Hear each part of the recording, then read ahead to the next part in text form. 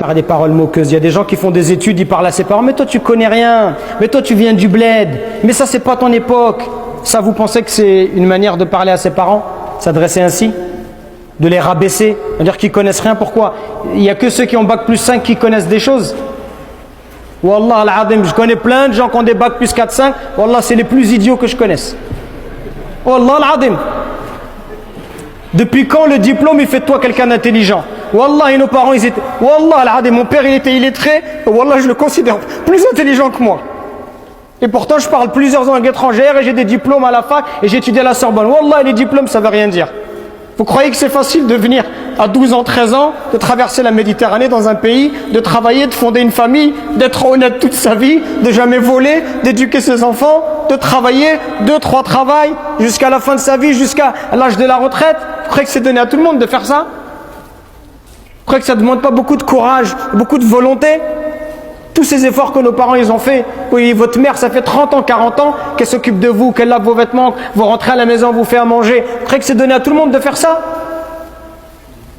Jusqu'au jour où vous-même vous aurez des enfants, et là vous verrez. Et là vous direz, ah oui, subhanallah, ah oui, là je vois c'est quoi les parents. Profitez de vos parents pendant qu'ils sont encore là. La plupart d'entre vous, vos parents, ils sont encore vivants? Oui? Qui a ses parents qui sont encore vivants? Levez la main s'il vous plaît.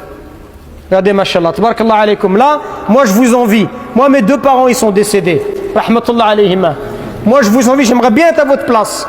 Et le message que je vous donne, c'est un message sincère du fond du cœur. Pour vous dire que vous avez de la chance, mais vous vous en rendez peut-être pas suffisamment compte. Moi, je m'entendais très bien avec mes parents, je me comportais, j'espère, bien avec eux. Ils étaient satisfaits de moi. Pourtant, quand ils sont morts, je me suis dit, et là encore, je me dis aujourd'hui, j'ai pas fait assez. J'aurais pu faire plus. J'aurais pu être plus bon avec eux. J'aurais dû passer plus de temps avec eux. J'aurais dû plus les appeler.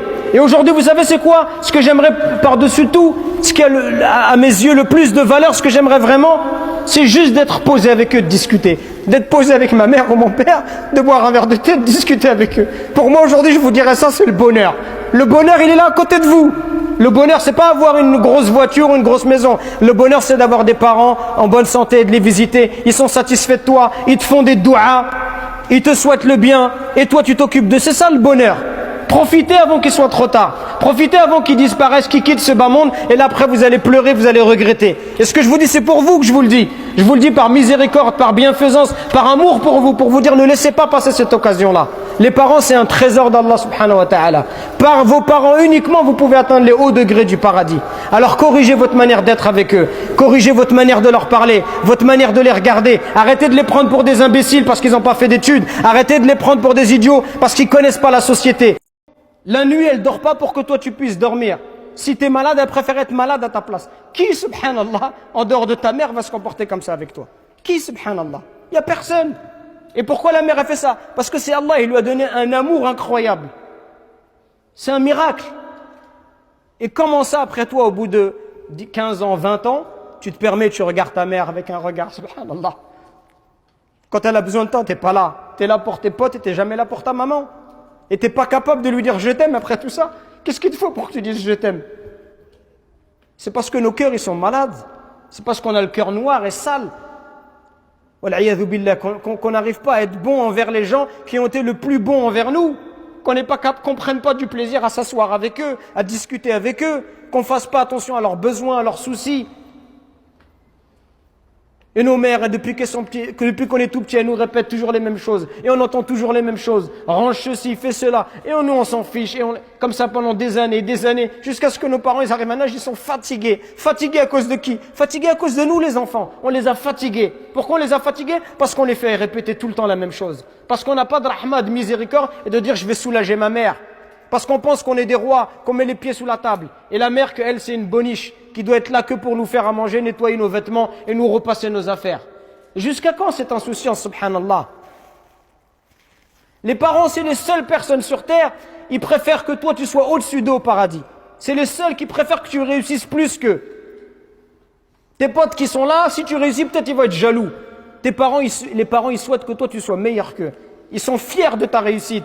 Ils sont tristes quand tu es dans l'échec.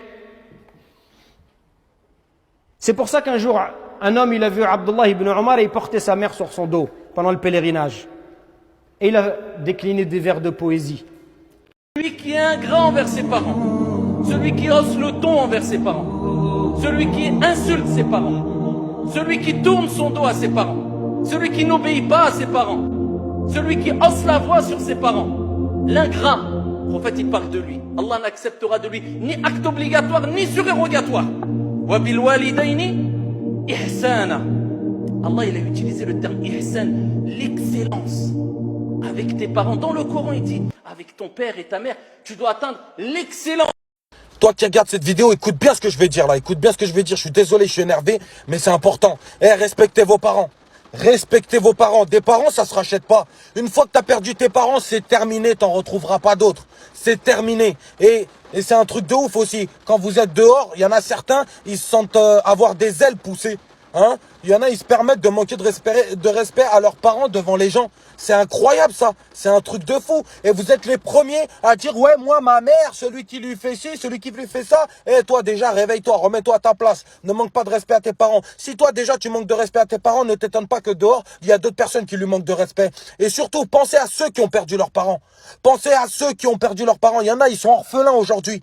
S'ils pouvaient, ils iraient redonner une vie à leurs parents s'ils auraient pu. Ils l'auront fait. Même déjà, juste de perdre un de ses deux parents, c'est incroyable. C'est incroyable. Donc, pensez à ces gens-là. Pensez à ces gens-là. Soyez curieux un peu. Allez parler à ces personnes-là. Demandez-leur comment ils se sentent depuis qu'ils ont perdu leurs parents. Ils sont mal. Ils sont vraiment mal. C'est un truc de dingue. Donc, la famille, arrêtez de faire les cons. Respectez vos parents. Comme je dis, les parents, ça se rachète pas. Les parents, t'en as qu'une seule fois. Le jour où ils sont plus là, c'est terminé.